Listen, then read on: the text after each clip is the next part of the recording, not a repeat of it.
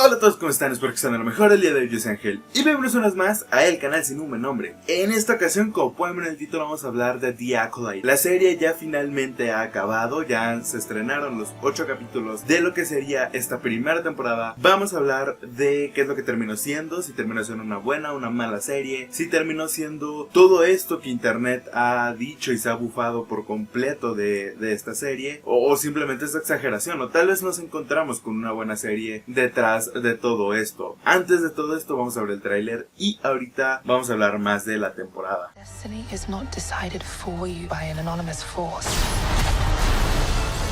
If you want to pull the thread and change everything, then pull it.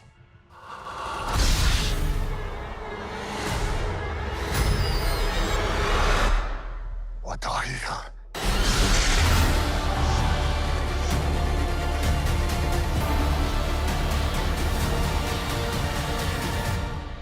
Pequeñas cosas, si quieren saber la ficha técnica de lo que sería esta temporada, quién es la showrunner y principal escritora de esta primera temporada, tienen el video en donde hablo de las primeras reacciones de estos 2 capítulos que se estrenaron en su momento. Principalmente lo que quiero hacer ahorita es centrarme en el capítulo 3 al 8 y un poco ya viendo el panorama completo sin tanta especulación de qué es lo que podría pasar, de a dónde planean llevar todo esto, pues ya hablar un poco más. Obviamente este video va a tener spoilers de lo que fueron estos capítulos. Pensaba que la serie se iba a tratar un poco más de esta cuestión de el rato y el ratón entre Osha y May, pero al final, si bien se trató bastante de eso, de ese juego del gato y el ratón, al final el misterio principal que terminaría siendo es más que nada qué es lo que pasó la noche en la que los Jedi se encontraron con las hermanas, todo esto que significó las brujas. Aquí quiero aclarar una cosa antes de continuar un poco con todo lo que pasó. Muchos han hablado sobre si esta serie rompe el canon, no rompe el canon, si realmente no le importan las cosas que, por ejemplo, planteó George Lucas en sus películas. Realmente el canon de Star Wars, no solamente el canon de Star Wars, sino el canon en general de una serie o de una franquicia, se va a ir nutriendo eventualmente conforme vaya pasando el tiempo. Ya sea que estos cambios mismos o estos propios cambios vengan de la mano del creador de la serie, como lo pueden ser todo lo que ha sido a posteriori, por ejemplo, que se ha agregado al mundo de Canción de Hielo y Fuego, de Juego de Tronos, que el mismo George R.R. Martin es quien implementa estos cambios, quien implementa todo esto, o como es el caso de algunas otras franquicias, como el mismo caso de Star Wars, en donde el creador original, George Lucas, ya no está involucrado creativamente en esto, que al final la mayoría de ellos intentan hacer lo más coherente que se puede para poder retroalimentar de manera activa lo que ha sido Star Wars, que al final es algo que siempre ha sido desde el principio de la franquicia, el retroalimentarse conforme va pasando el tiempo, que realmente nada está planeado del todo, porque si ven las entrevistas de Lucas cuando hizo episodio 4 y cuando hablaba de unas posibles secuelas y todo esto, pues obviamente los planes van cambiando. Entonces, en cuestión del canon, Star Wars siempre ha sido una franquicia que se ha retroalimentado a posteriori. ¿Esto qué significa? Que convenientemente, dependiendo de los medios, termina ignorando, cambiando cosas que ya se habían dicho antes, pero que esto mismo lo hace, por ejemplo, Dave Filoni, que de repente te quiera adaptar cosas que ya han aparecido en diferentes libros o en diferentes materiales y que los transforma, los convierte a su conveniencia para que entren dentro de la narrativa que él quiere contar. Esto lo vimos con The Bad Batch, la última temporada de Clone Wars, el The Tales of the Jedi, principalmente con la historia de Ahsoka. Entonces no es algo que, repito, no es algo que a mí me moleste, porque es algo que Star Wars siempre se ha caracterizado.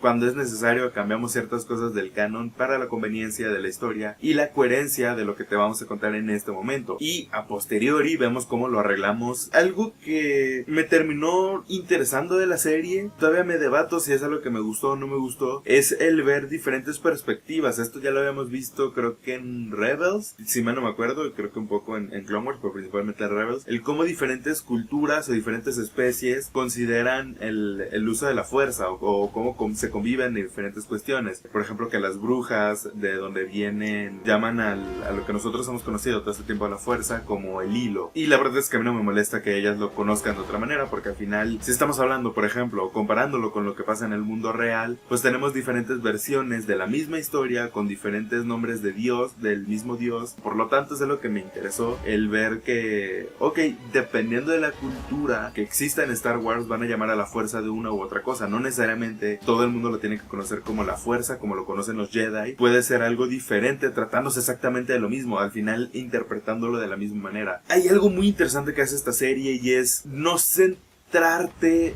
por completo en un personaje, o por no posicionarte por completo en un personaje, en el sentido de te demuestra esta serie en todo momento que nadie es ni muy bueno ni muy malo. Ni Osha es muy buena, ni May es muy mala, al punto de ser irremediable. O por ejemplo el mismo caso de los Jedi tampoco son tan buenos. Intenta hacer algo que por ejemplo ya hicieron tanto en la película de Rogue One como en la serie de Andor, en la cual el centrarte en un universo que no existen los blancos o negros, sino más una escala de grises. En este sentido, algo que quiere recalcar mucho la serie, y algo que es lo que vimos prácticamente en la serie de precuelas de Star Wars, es que esta soberbia que han tenido los Jedi no es algo que ocurrió en los últimos años de la República, sino es algo que siempre estuvo presente en la Orden Jedi, desde la época de la Alta República y posiblemente desde la época de la Antigua República, en donde algunos Jedi actuaban sin la completa aprobación del Consejo, porque pensaban que lo que estaban haciendo era lo correcto